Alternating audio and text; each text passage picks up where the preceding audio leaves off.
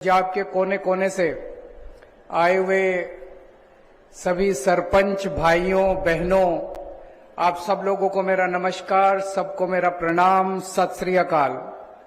वाहेगुरु जी का खालसा, वाहेगुरु जी की फतेह।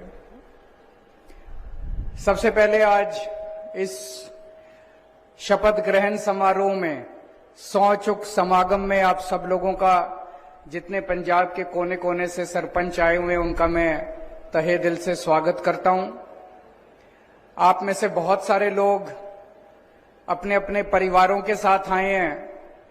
आपके सभी परिवारों के सदस्यों का भी मैं आज इस समागम में तहे दिल से स्वागत करता हूं।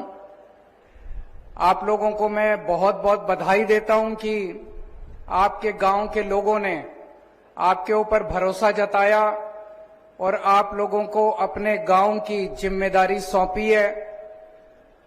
आज यहां से शपथ लेने के बाद, सौं चुकने के बाद आप अपने अपने गांव में जाओगे और अपना काम शुरू करोगे।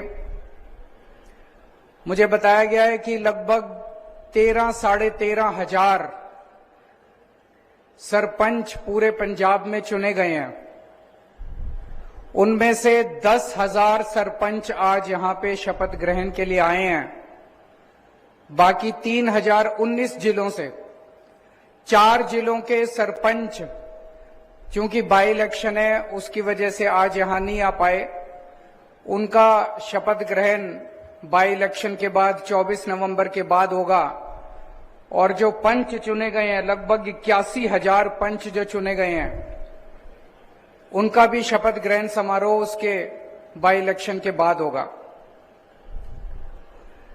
दोस्तों, मुझे बताया गया लगभग 3,000 से ज्यादा गांव ऐसे हैं जहां पे सर्वसम्मति से सरपंच चुने गए हैं। हम जानते हैं कि चुनाव कैसे, कितना गंदा हो जाता है, गुटबाजी होती है, राजनीति होती है, एक दूसरे को गाली देते हैं। लेकिन जिन गांवों के अंदर लोगों ने मिलके बिना गुटबाजी के, बिना पार्टीबाजी के, बिना गाली गलौज के, सारे गांवों ने मिलके एक आदमी को सरपंच चुन लिया, उन सभी गांव वालों को भी मैं बधाई देना चाहता हूं कि उन्होंने इतने प्यार और मोहब्बत से और शांतिपूर्वक तरीके से अपना सरपंच चुन लिया। और कई गांव के लोगों ने तो पूरी पंचायत चुन ली, सारे पंच भी उन्होंने सर्वसम्मति से चुन लिए। और उन सरपंचों को भी मैं बधाई देना चाहता हूं जिन्होंने पूरे गांव का विश्वास जीता और गांव का विश्वास जीतने के बाद उनको सर्वसम्मति से चुन लिया गया। मैं समझता हूं कि वहां पे जो दिन दूनी रात चौगुनी तरक्की होगी, उसकी कोई मिसाल नहीं है। उन सब लोगों को मैं बहुत बहुत बधाई देता हूं। अब तो हमें भी आम आदमी पार्टी बने हुए 10-12 साल हो गए। 2012 में पार्टी बनी थी, 12 साल हो गए। इन 12 सालों में हम भी कई सारे चुनाव लड़े हैं। लेकिन अपने अनुभव से मैं बताना चाहता हूं, एक एमएलए बनना ज्यादा आसान है, एक सरपंच बनना ज्यादा मुश्किल है। तो आप लोग जो सरपंच का चुनाव जीत के आए हो, ये बहुत बड़ी बात है। एमएलए से भी ज्यादा बड़ा काम करके आए हो। अब आगे काम करना है, आप लोगों को अच्छा काम करना है। जो जिम्मेदारी आप लोगों को आपके गांव के लोगों ने दी है, वो जिम्मेदारी और वो विश्वास आपको पूरा करके दिखाना है। आपको जनता ने चुना, आप सरपंच बने, बड़ी अच्छी बात है। लेकिन एक चीज मानना, जो कुछ भी होता है इस धरती के ऊपर, जो कुछ भी होता है चारों तरफ, वो ऊपर वाला करवाता है, भगवान कराता है। तो अगर आपको ये मौका मिला है आपके गांव की सेवा करने का, इसमें बहुत बड़ा हाथ ऊपर वाले का है। ऊपर वाले ने आपको चुना है, आपके जरिए ऊपर वाला आपके गांव का भला करना चाह रहा है। ऊपर वाले ने आपके गांव की जिम्मेदारी आपको सौंपी है। एक तरफ आपको अपने गांव के लोगों का विश्वास नहीं टूटने देना, दूसरी तरफ आपको ऊपर वाले का भी विश्वास नहीं टूटने देना। अगर आपने बेईमानी की, ईमानदारी से काम करना, ईमानदारी से काम करके किसी पे एहसान नहीं करोगे, अपने ऊपर एहसान करोगे, बेईमानी करोगे, जनता भी जूते मारेगी, जेल भी जाओगे, और बेईमानी करोगे, ऊपर वाले की अदालत में कोई माफी नहीं है, ऊपर वाला सब देख रहा है। चोरी छुपे करके बेईमानी तो कर सकते हो, चोरी छुपे करके दूसरों को हो सकता है पता ना चले, लेकिन ऊपर वाले को सारा पता चलता है। सरकार आपको पैसे भेजेगी, पंजाब सरकार आपको ग्रांट भेजेगी, तरह तरह के पैसे भेजेगी, उसको जनता की सेवा में लगाना, उसकी चोरी मत करना किसी भी हालत में।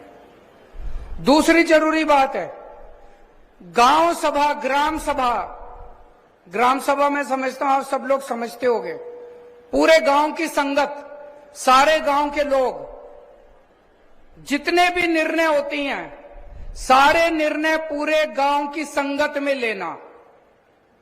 4 आदमी पंचायत के बैठ के या सरपंच अकेले निर्णय मत लेना। जितने भी गलत निर्णय होते हैं, जितनी भी बेईमानी होती है, वो बंद कमरे में होती है। पूरे गांव की संगत के अंदर बेईमानी नहीं हो सकती। सारे गांव की संगत के सामने मैं समझता हूं कि जनता में भगवान बसते हैं। सारे गांव की संगत के सामने जब आप निर्णय लोगे, कोई निर्णय गलत भी नहीं हो सकता और कोई निर्णय में बेईमानी भी नहीं हो सकती। मैं अभी पूछ रहा था, पंजाब के अंदर कानून में साल में 2 बार ग्राम सभा होनी जरूरी है। मुझे पता चला वो भी कागजों में हो जाती है, होती नहीं है। मेरा अपना मानना है, मेरी आपसे हाथ जोड़ के विनती है, मैं यहां देख रहा हूं बहुत सारे लोग बुजुर्ग भी हैं, मेरे से बड़े हैं, उम्र में भी बड़े हैं, अनुभव में भी बड़े हैं, और कई मुझसे छोटे भी हैं। तो आप लोग मेरे छोटे भाई की तरह भी हो, बड़े भाई की तरह भी हो। आपको एक ही सलाह दूंगा, कोशिश करना हर महीने पूरे गांव की संगत बुलाना, पूरे गांव की संगत की मीटिंग करना, ग्राम सभा की मीटिंग करना। उसमें जो निर्णय पास हो, जो मते पास हो, सारे मते गांव सभा में पास कराना। जो मते पास हो, जो गांव के लोग कहें, वो सारे काम करना। अपनी मर्जी से कोई काम मत करना। उससे देखना गांव की तरक्की भी होगी और आगे पुण्य भी बहुत लगेगा। आपको जो भगवान ने मौका दिया है ये गांव का काम करने का, ये बहुत बड़ा मौका दिया है। आप बहुत पुण्य कमा सकते हो, बड़े बड़े काम कर सकते हो, गरीबों का उद्धार कर सकते हो, बीमार लोगों का उद्धार कर सकते हो, जो बच्चे गरीब हैं उनको अच्छी शिक्षा दिला सकते हो। बहुत बड़े बड़े, बहुत अच्छे अच्छे काम आप कर सकते हो। बहुत सारा काम ऐसे होते हैं जो हम फिजूल खर्ची कर देते हैं, जिसकी गांव को जरूरत नहीं है।